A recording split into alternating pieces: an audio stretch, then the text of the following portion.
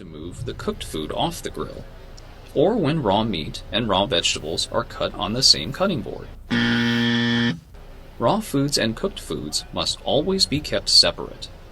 A good food safety practice to prevent cross-contamination includes using color-coded cutting boards for raw meat, vegetables, cooked meats, raw poultry, seafood, and cheese and breads.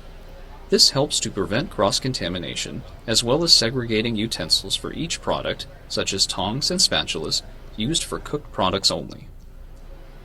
After cutting foods in their respective cutting boards, the countertops and cutting boards must be cleaned and sanitized before its next use to avoid any possible cross-contamination.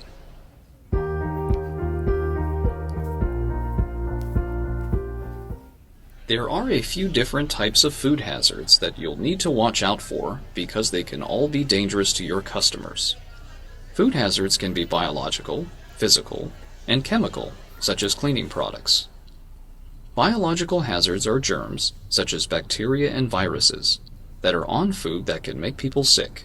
Some germs can be on the food naturally, such as raw meats or unwashed produce. Germs can also be spread to foods by unwashed hands and dirty surfaces. Physical hazards are any object that shouldn't be in the food. They can be naturally occurring from the food, such as bone and eggshells, or things such as hair, jewelry, and parts from equipment like screws and pieces of glass. Chemical hazards can come from any chemical products you use in the kitchen, which can splash or drip or somehow contaminate into food.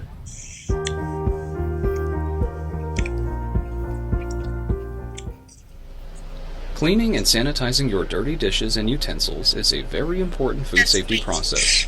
Cleaning is the removal of grease and debris. Sanitizing reduces the number of germs to safe levels. If this is not done properly, microorganisms can contaminate foods. Equipment can be cleaned and sanitized in dishwashing machines that use chemical sanitizers or heat. Each machine has a data plate that explains how to properly operate the machine. Make sure it is working properly by measuring the temperature or chemical used for sanitizing. Check the temperature using a waterproof memory thermometer or temperature-sensitive tape, and check chemical strength with a test strip.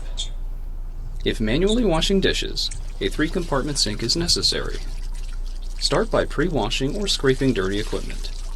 Then use the first basin for washing dirty equipment with hot soapy water, at least 110 degrees Fahrenheit, to remove bits of food and grease. If the equipment is not properly cleaned, or if there is soap on the equipment, the sanitizer will not be as effective.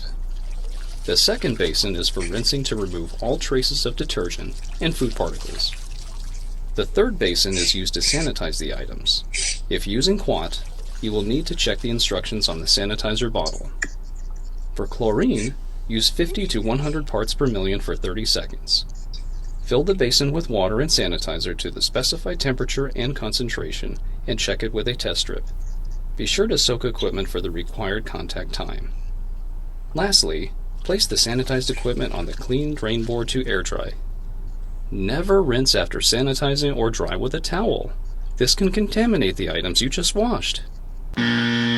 Remember, the proper sequence for manual washing is to pre-wash, wash, rinse, sanitize, and air dry. After handling dirty dishes, always wash your hands in a hand-washing sink before you handle clean or washed dishes. Guys, this is a really nice music. Keeping your facility clean is important.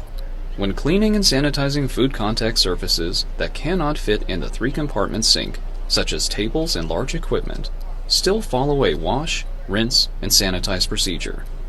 It is also important to have a sanitizer bucket available whenever open food is present. The sanitizer must be kept at proper concentration, verified with a test strip. Keep a cloth in the bucket and use it to wipe down food contact surfaces. Prepare a new bucket when the concentration is too low or the liquid is dirty. Don't forget, cleaners and sanitizers are also a food hazard, so they must be used properly and also stored safely so they do not come into contact with any foods. Chemicals must be labeled and need to be stored away from the food prep areas where they can't spill or drip onto any food products.